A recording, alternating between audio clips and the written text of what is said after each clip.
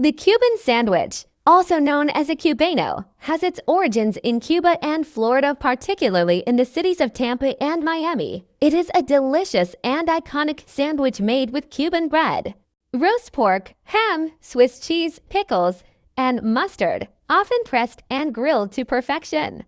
Origins in Cuba. The sandwich's roots trace back to Cuba, where it was a popular meal among workers, particularly in the cigar factories of Havana.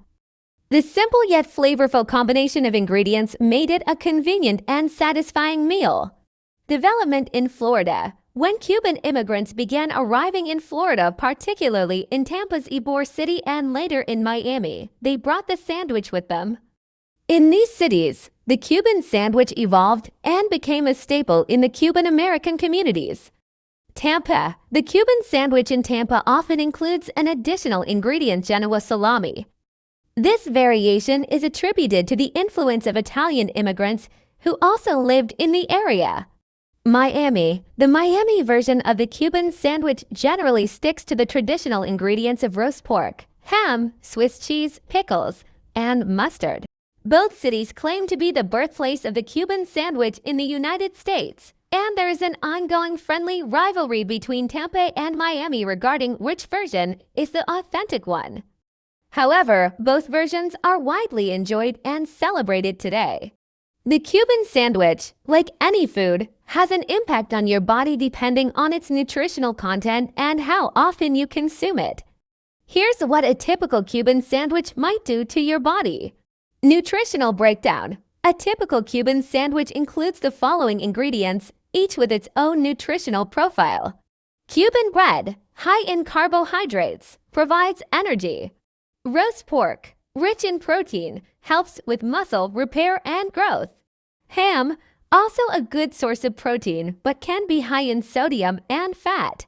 Swiss cheese provides calcium and protein, but is also high in fat. Pickles, low in calories and add a small amount of vitamins and minerals. Mustard, low in calories, adds flavor without adding much fat or sugar. Potential impacts on the body. Energy boost. The carbohydrates from the bread provide a quick source of energy.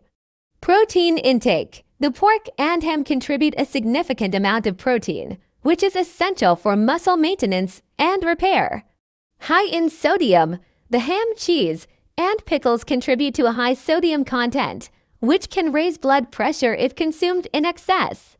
Fat content. The sandwich contains both healthy fats from the cheese and less healthy fats from processed meats.